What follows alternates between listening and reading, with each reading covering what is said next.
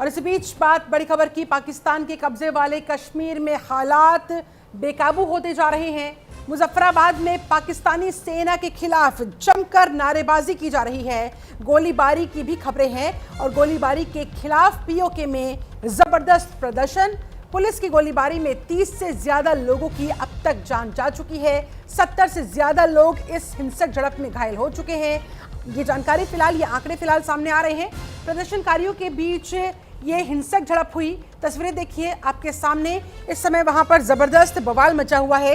दरअसल पीओके में आज यानी कि 9 जून को जो बंद बुलाया गया था, जो वहां पर प्रदर्शन करने की सारी तैयारियां की गई थी, उसी के मद्देनजर बड़ी संख्या में प्रोटेस्टर्स वहां पर पहुंचे, प्रदर्शनकारी वहां पर पहुंचे और मुजफ्फराबाद में पाकिस्तानी सेना के खिलाफ जमकर नारेबाजी की गई।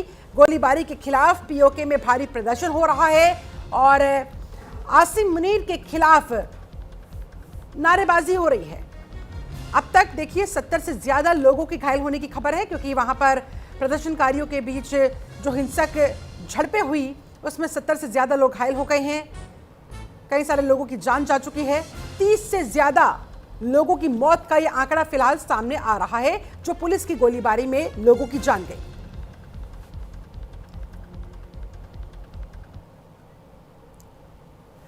पीओके में सेना और प्रदर्शनकारियों के बीच भयंकर झड़प। मुजफ्फराबाद के नीलम पुल पर यह झड़प हुई है।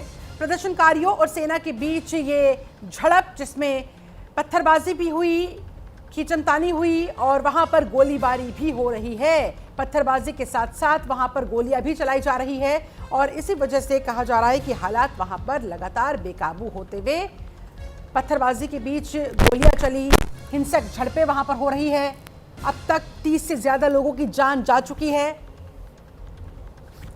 मुजफ्फराबाद के नीलम पुल पर यह झड़प हुई है। फिलहाल ये जानकारी सामने आ रही है।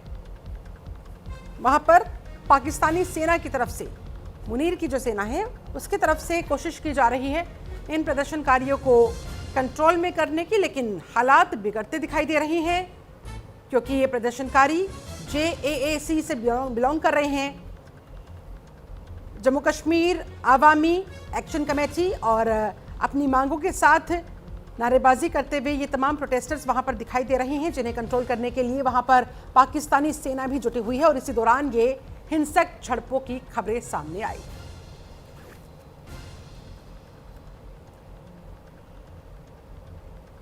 जम्मू से हमारे साथ हमारे संवाददाता दिनेश सुदन लाइव कनेक्टेड है और श्रीनगर से हमारे साथ हमारे संवाददाता निसार भी इस समय जुड़ चुके हैं। सबसे पहले निसार, पीओके में ये जो हालात इस समय बनते हुए दिखाई दे रहे हैं, बद से बदतर होते हुए, वहां पर हिंसक झड़प में अब तक 30 से ज्यादा लोगों की जान जा चुकी है, 70 से ज्यादा लोग घायल हो गए हैं।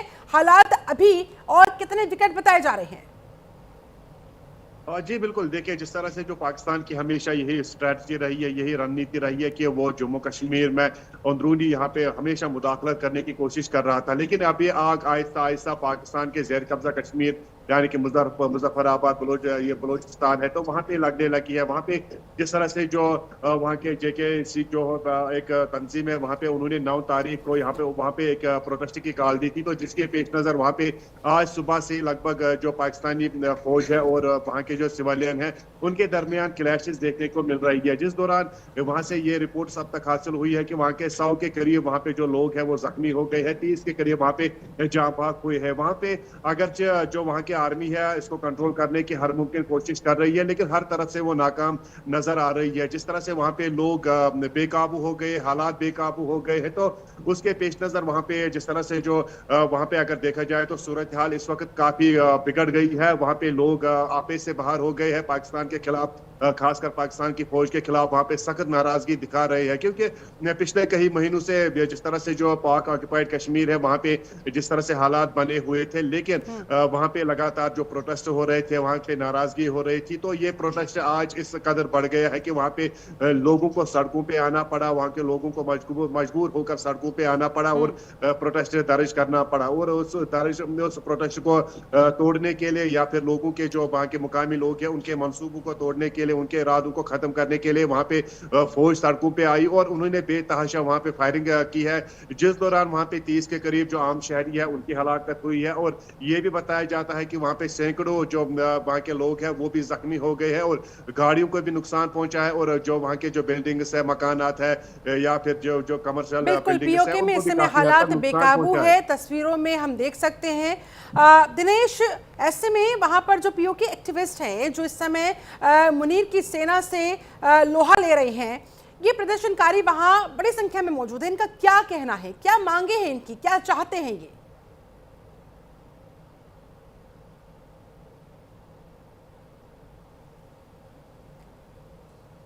दिनेश, अनम्यूट कर लीजिए।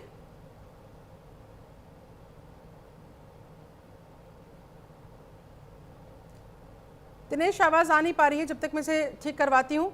निसार, आपसे समझना चाहूंगी कि इन प्रोटेस्टर्स की क्या मांग है? पीओके एक्टिविस्ट वहां पर जो सड़कों पर आज उतरे हुए हैं, पहले बंद बुलाया और अब ये जो मौजूदा हालात इस समय देखने को मिल रहे हैं, इनकी मुख्य मांगे क्या है और क्या इनकी आवाज को सिर्फ वहां पर दबाने की कोशिश हो रही है या फिर कहीं कोई सुनवाई भी इनकी होगी?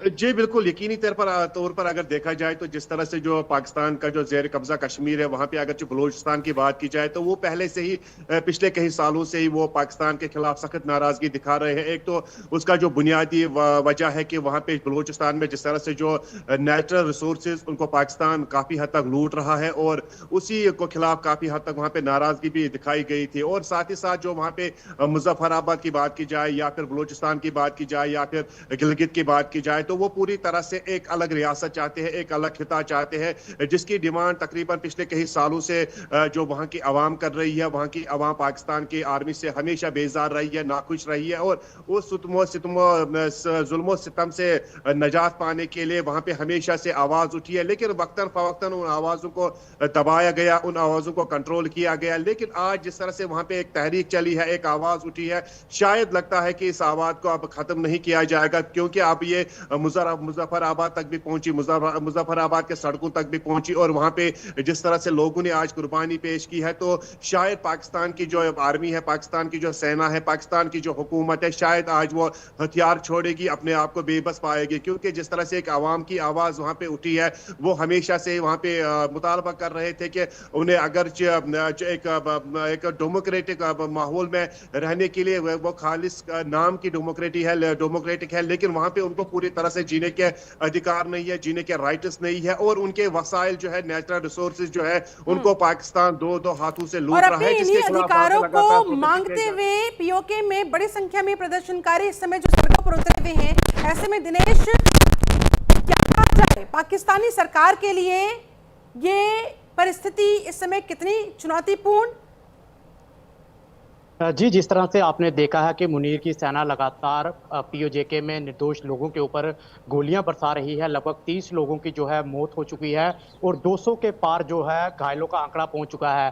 अब जो है पाकिस्तान को वहां पे जो है स्थिति को संभालना जो है बहुत मुश्किल हो चुका है। लोग लगातार अपने घरों से बड़ी तादाद में बाहर निकल रहे हैं और पाकिस्तान के खिलाफ जो है प्रदर्शन कर रहे हैं। प्रदर्शन करने का कारण जो है, जॉइंट अवामी एक्शन कमेटी की तरफ से जो है एक बंद की कॉल बुलाई गई थी। जो वहाँ पे असेंबली है, वहाँ की 45 में से 12 सीटें जो है रिफ्यूजियों को आरक्षित की गई थी, जिसको लेकर ये बंद की कॉल बुलाई गई थी। इसी दौरान जो मुनीर की सेना है उसकी तरफ से लगातार लोगों के ऊपर जो है अंधाधुंध गोलियां चलाई गई, जिसमें लगभग 30 लोगों की मौत होगी और 200 लोग जो 200 से अधिक लोग।